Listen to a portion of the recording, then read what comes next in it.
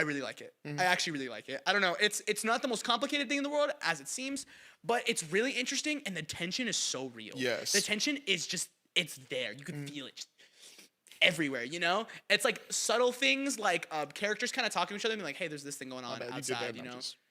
You know? And or just Matt Damon and Ben Affleck's performances being very firm and they're just both really great actors, and I feel like they know what they're doing. They know what they were going for when making this movie. So I feel like they're both really well acted, and you kind of feel the tension between them already as like their characters.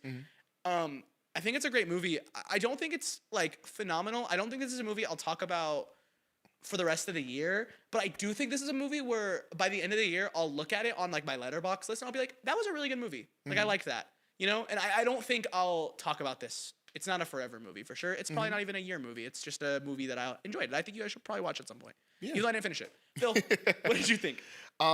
So far, I really did like this movie. I just, surprisingly, it wasn't as strong. Like my liking for it.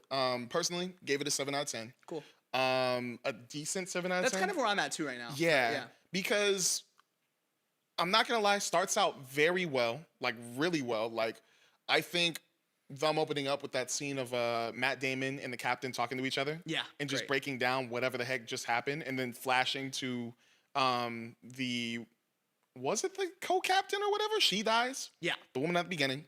And they keep going back and forth on whether she was the captain. I think the guy he was talking to was the commissioner. Okay, commissioner, and then the captain died. Yes. My bad.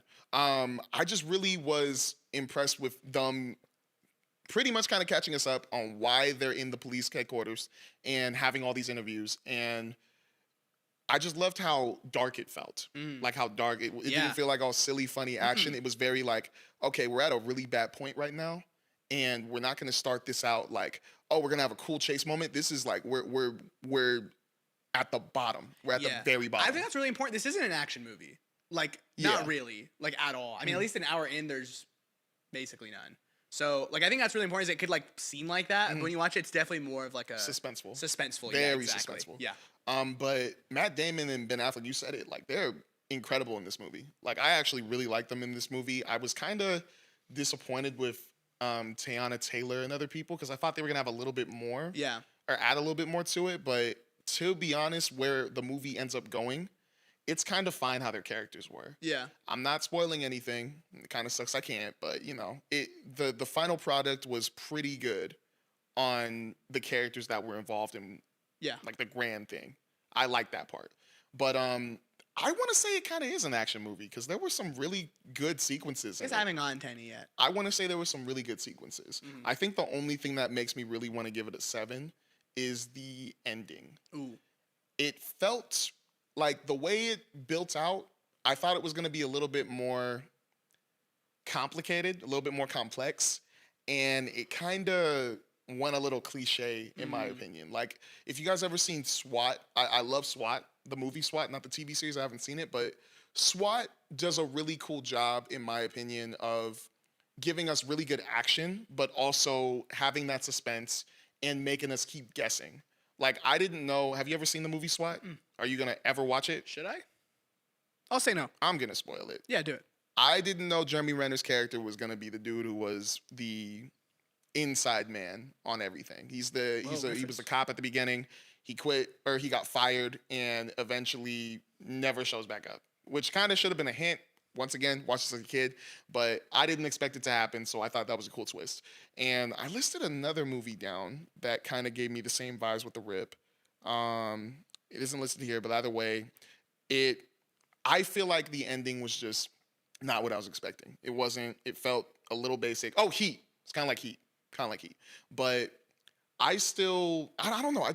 I expected more. But then again, it was a Netflix movie, so I kind of shouldn't have had my expectations that high. Yeah. But I just thought they had something with that movie. I will say something I'm not enjoying very much. And I think it's just like a choice. A lot of like flashbacks to the same scenes. And I know it's probably the movie trying to like remind me of what's happening or for me to show me the character's thought process right now. I feel like there's probably a more creative way of doing that. Like, it feels very... And, like, I love anime. It feels very anime in a live-action serious movie that I'm just like, this doesn't work here at all. You're like, you know? Like, I don't need to see Ben Affleck and his memory multiple times, just different parts of it, you know? Yeah.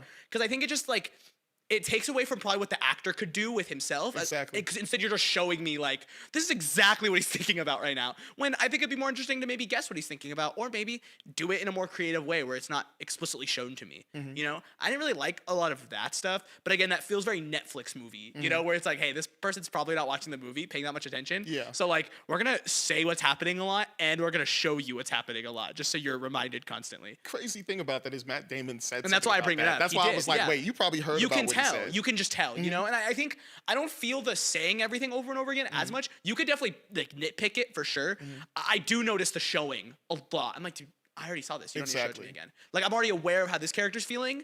You don't need to keep showing it to me because I get it, you know? Or there's a scene later that I think gives away a certain thing that I think could just be used to build tension, but they use a similar flashback thing. I don't know yet. Haven't gotten a conclusion. So we'll see. But again, I think you didn't have to do that. Yeah. Because if the movie goes to the direction I don't think it's going, I'm like, that's a little upsetting because you could have implied that stronger without even showing it, and I could have made the guess and been like, oh, cool. Yeah. Instead, you basically showed it to me. Yeah. So I'm just a little iffy on that point, but it's a very well-made movie, and I didn't expect that going in, like at all. That beginning sequence of them even going to the house was so tough. Like, Yeah. I really thought that was tough. Really sick. And even the soundtrack for the movie, I really like it because it's very suspenseful and very intense. And it was kind of giving me Transformers vibes, or maybe like Bad Boys. Yeah. You ever seen Bad Boys? No. Okay, but with Bad Boys, it gives you like a heroic tone in the soundtrack, but it has suspense to it.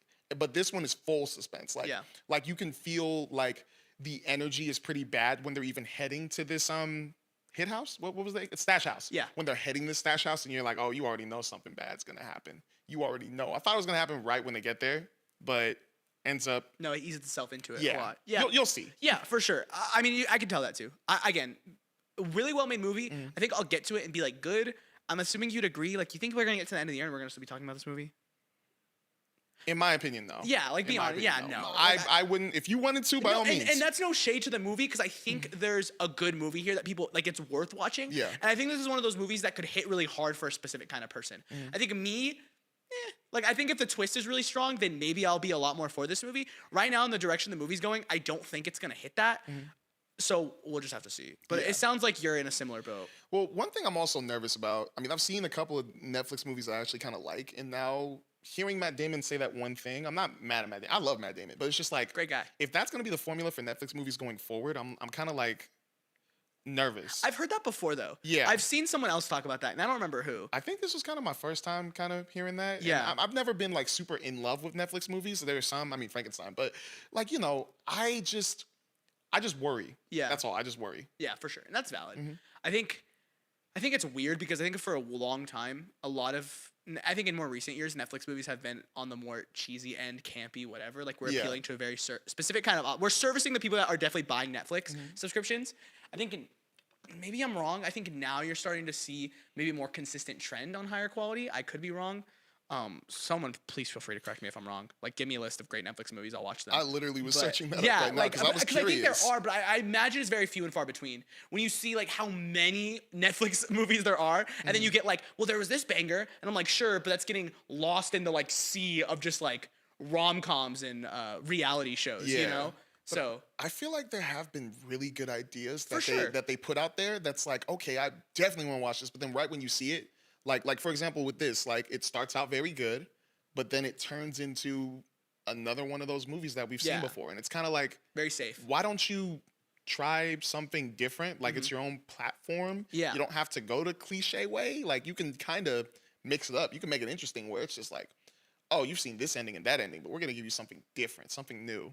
Whether we like it or not, I can still respect it because it's like, well, I've never seen that happen before, so that's cool. Yeah, I feel like you see a lot of the creativity in their originals. Like, I feel like a lot of their shows, they've had like a weird string of like right, The Haunting of Hill House is Netflix, right? Yeah. I think so, yeah. That's a really good one. There was the one show about the Society. I know is like mixed for a lot of people, but again, really unique idea. I really like The Society. Stranger Things, obviously being an instant classic. There was that one show about the kid with superpowers that I'm not remembering the name of. You talking about Raising Zion? Or? Like I feel like they make a lot of like really interesting, unique ideas that I think land or don't land with a lot of different people. I feel like with their movies, it's a different conversation where they tend to be a little bit more safe. Yeah. You know? But again, I could be wrong. Someone please tell me. But yeah, I mean, again, The Rip, I would recommend watching it if you want to watch a good movie, especially most of you probably have Netflix, and Stranger Things is done, so you're probably like, hey, why should I keep my Netflix subscription? I know. But watch The Rape probably. That's a good example. And yeah, that's kind of it. All I have on it. Yeah. I mean, I can't spoil what I want to spoil. So Yeah.